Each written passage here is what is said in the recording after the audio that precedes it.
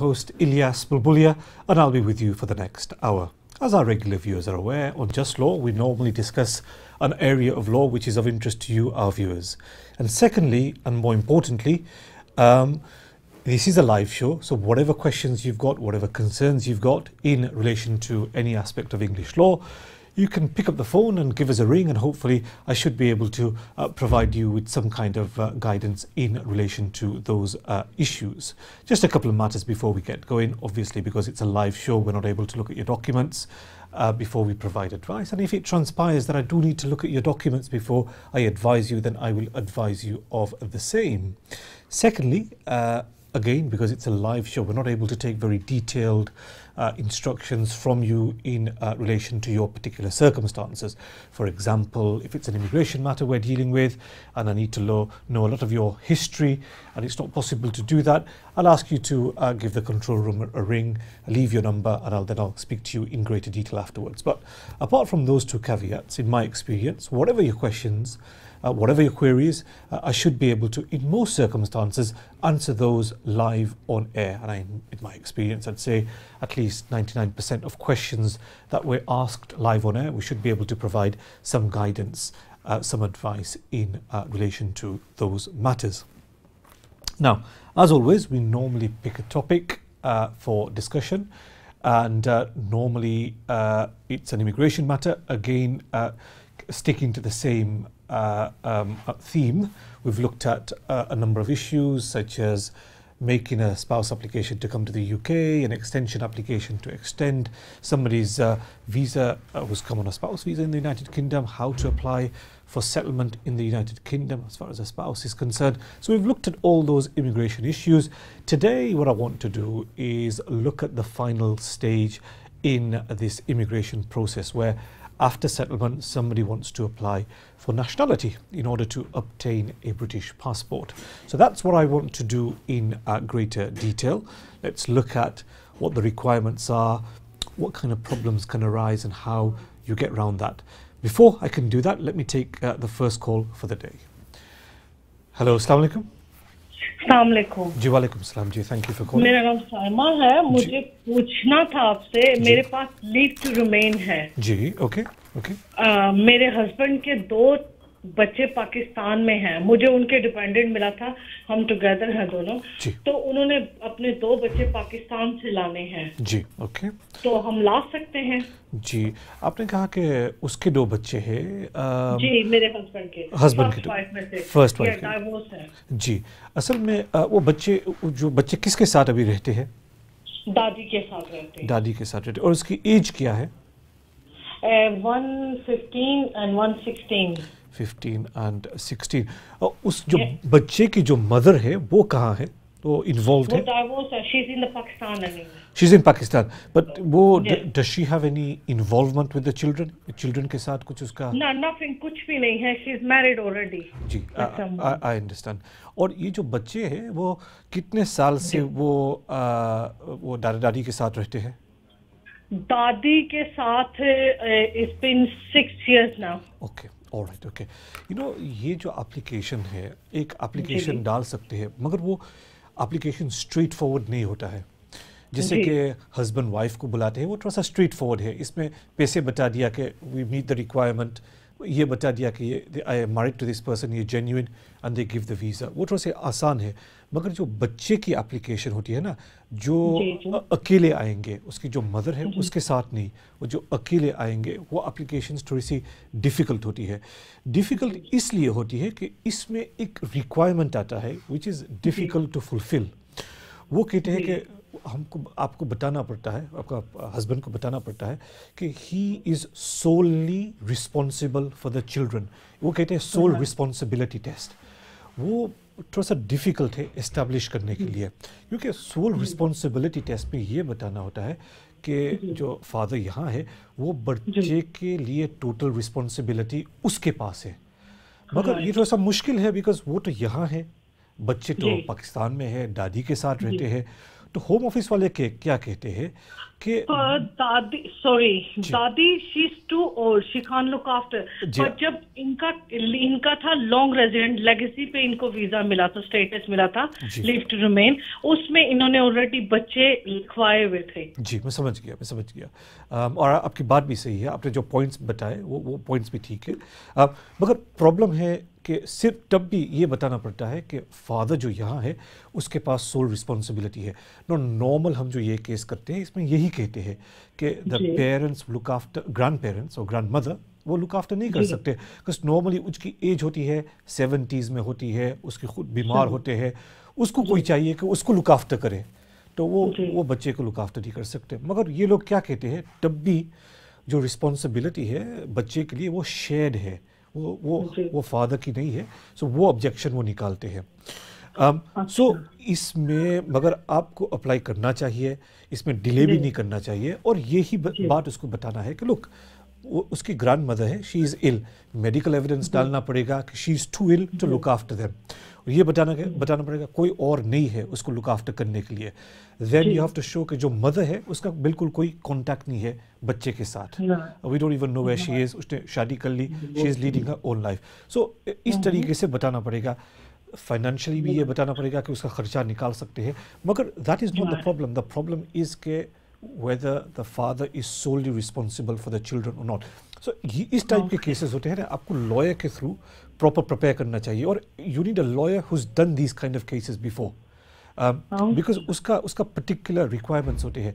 Just one other point, कि even though they might be right कि children are not the sole responsibility of the father, even then आप ये भी argue कर सकते हैं कि चिल्ड्रन के लिए बेस्ट इंटरेस्ट में ये है कि वो यहाँ आ जाए और फादर उसको लुक आफ्टर करे, ये भी आप आर्ग्यू कर सकते हैं। और इसमें आपकी बात आती है ना कि इवन दो सोल रिस्पॉन्सिबिलिटी नहीं है, ग्रैंड मदर के पास भी रिस्पॉन्सिबिलिटी है, even the children, it is in the best interest of the children कि वो यहाँ आ जाए, because there is really nobody to look after them. So ये टाइप का केस बनाना पड़ेगा। Normally, I just want to know, can you tell me where is your office about?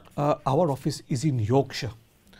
We are in Dewsbury, so I don't know where you are. It might be difficult for you to get to the office.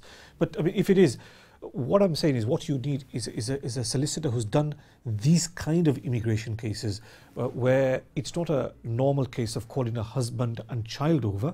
It's a case of calling a child on his or her own, where we have to demonstrate certain additional requirements have to be fulfilled. So you just need to be careful that those requirements are fulfilled. Just on this point, normally what happens is that in most cases these applications are refused, and it normally then goes to an appeal, and at an appeal we'll have to convince a judge, okay, even though the father here doesn't have sole responsibility for the children, even then it is in the best interest of the children that they are allowed to come to the UK and live with the father, because as you've said, okay, the grandmother is unable to look after the children, the father is able to look after them, the mother has nothing to do with them. So you can look at all those additional points when we look at the best interest of the children. But you have to be prepared for a long drawn out process. It could take a year and a half for all this to be sorted out at an appeal. So thank you very much for that call. So just going back to the topic that we are going to look at today, the final step of the immigration process, which is after somebody's got settlement, they normally look at making an application for nationality, and that's what I want to look at in a bit of detail today. But even though we're discussing nationality today, whatever your questions are, whether they relate to nationality, other immigration matters, there's a number that appears at the bottom of the screen, so please do pick up your phone and give us a ring, even though we're just talking about a subject which may not be relevant to you at the moment, at this moment in time. Now, what you look at initially when considering nationality, in the same way that you look at what the requirements are for further leave to remain, for settlement, etc., you look at what are the key requirements that need to be fulfilled by somebody who wants British nationality. Because it's after you obtain a British, I should say, citizenship, that you are able to apply for a British passport. So the first step in that process is to apply for citizenship first, and then it leads to actually getting the passport. I do apologize. Let me take my next call and I'll return to this topic in a bit. Hello, Assalamu alaikum. Hello, good evening, sir. Good evening. Thank you for calling. What's your question? Actually, I came in UK in 2016. Okay. Sorry, 2010. 2010. And my wife joined me here in 2014 November. Okay. So first she got visa for 2 years, then she got another visa for 3 years. Okay. Now she would have to again apply in June for extension. I think that will be for another 2 years before the ILR. Okay. So my question is, how much maintenance fund she needs in her account for this purpose? Okay. Now, I just need to make sure whether she's under the old rules or whether she's under the new rules. Now, just tell me again, please, and I didn't quite catch this. When did she come to the United Kingdom? 2014, November 2014 here. She came in 2014. Okay. Now, at that stage, did you have to demonstrate the 18,600? Did you have to meet the 18,600 requirement at that stage? Yes. I understand. So, when she applies for the extension, again, she will need to demonstrate that there is an income of £18,600. The difference is this time you can take into account both your income and, if she is working, her income as well. So you can combine the income. Contrast that to when she initially applied for a visa to come to the UK. At that stage, they were only looking at your income, nobody else's income. But at this extension stage, you can look at both her income and your income. But it is, in answer to your question, 18,600 is the financial requirement which has to be met. No maintenance fund? No funds, because I take it she's here on a spouse visa. That's what I've understood it. I came here first under the highly skilled migrant program, and then I have got now my ILR, on Tier 1 general. But she came later. She came later. Yeah, that's what I understood the position to be. When did you get ILR? 2010? No, I got ILR in 2016, June 2015. 2016. So before you got ILR, which visa were you on? I was on highly skilled migrant program, HSMP. Okay, and you were on the HSMP. Now, when she came to the UK, you were on the HSMP visa at that stage. Yes, that's right. Okay, how did you get your ILR? Considering the 5 years, and the material requirement of 35,000. I understand. Yep. Okay. Now, you've got two choices then at this stage, and I think what's going to be easier for you actually is for you not to apply for her under the spouse rules. I think it's going to be easier for you to apply for her as the dependent of a points-based system migrant. I think that's going to be easier for you to do. At the moment, she's on, the dependent of Tier 1 general. Yes, so it's going to be, you have a choice as to what you do. I think, but it's going to be easier for you, instead of demonstrating 18,600 and applying under the normal spouse visa extension rules, it's going to be easier for you actually to apply, for her to apply as the dependent again of a Tier 1 migrant, even though you've got your indefinite leave. Because she's got a visa as the dependent of a Tier 1 migrant, she can still apply for an extension under that category, even though you've got indefinite leave in the United Kingdom.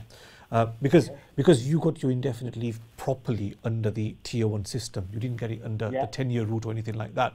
Because you got your settlement under the Tier 1 system after completing 5 years in that category, she can actually apply again as the dependent of a Tier 1 migrant. That will be easier for you to do than to demonstrate the 18,600 income. And the other advantage of that is she's already been here for the last about 3-4 years. That's right. They will grant her another 2 or 3 year visa. I can't recollect which one it is. And then once she has completed a total of 5 years as your dependent, the Tier 1 dependent, she will be able to apply for indefinite leave at that stage. Okay. Now, But we'll have to do the life in the UK test and that sort of thing. At that stage, not at this stage, not at the extension stage. But you're quite right. Because she came as the dependent of a Tier 1 migrant, she is able to apply again as the dependent. And for that, you simply need to demonstrate that there are enough maintenance funds available, which you should be able to check on the website. It's around something 600, 800 pounds, something in that region. It's not a significant amount, but you just need to. I think I found that 630 if someone is there more than 12 months. That's right. That's more or less the right amount. You just need to demonstrate the money's been there for, I think it's a maximum of 3 months. So 90 days. 90 days, yeah. So there's no difficulty. You're quite right. It's better to do the extension under that for you. Thank you very much for your help. No problem. Thank you very much. No problem at all. Thank you very much for your call. Thank you for that. So just looking at this final process, applying for nationality. So what is it? What requirements need to be fulfilled before you qualify for nationality? Now, broadly speaking, what you need to look at is 2 different categories. A person in the United Kingdom who's going to apply for nationality who is married to a British national, somebody who's married to a British national. Secondly, the other category where somebody wants to apply for nationality and they are not married to a British national. Both those categories are different, and we'll look at each in greater detail. Take the first one first. Somebody who is married to a British national, the key difference is those people are able to apply after 3 years of living in the United Kingdom. Contrast that with somebody who is applying but they are not married to a British national. They need to have completed 5 years in the UK, plus they must have held indefinite leave for at least 1 year. So there's a bit of a difference. You need to work out whether you fall into the category where the husband is married or whether you fall into the category where the husband or wife is not married. And then there will be a residence requirement which will be specific to whichever category you fall into. But let's take the example of somebody who has come here on a spouse visa, they've qualified for indefinite leave, and now they want to apply for British nationality. What is it that they need to demonstrate?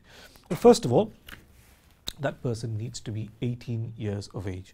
Again, in most circumstances, it's not a problem because if you've called somebody over as a spouse, obviously they're going to be over the age of 18. But obviously, you have other categories where people have been living in the UK, they've obtained indefinite leave. So as far as they're concerned, if they want to apply for nationality, they must be 18 years old. Under 18 children have a completely different process. They have a process whereby they don't apply for nationality, but they apply for registration. It has a different form, it has a different procedure that needs to be followed, it has its own rules. So for children, the process is that they apply for registration as British citizens. For adults, they apply directly for nationality, and again, it has its own form, it has its own requirements, has its own rules. So 18 obviously is not an issue. Now, the main requirement for somebody who is married to a British citizen is that, first of all, they must have indefinite leave to remain in the United Kingdom.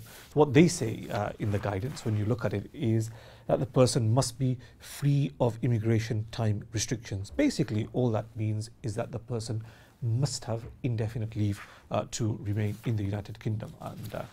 And for spouses, that's obviously something which is obtained after completing, nowadays, after completing 5 years in the United Kingdom. So that's the indefinite leave requirement. The second requirement, which is of importance, is that the person must have completed 3 years in the United Kingdom.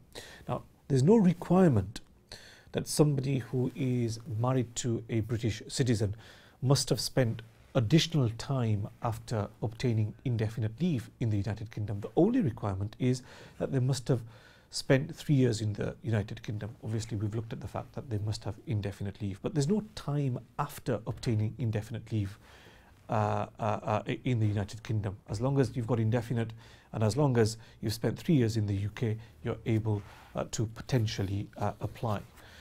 So that's the residence requirement, which is much simpler than somebody who is not married to a British citizen.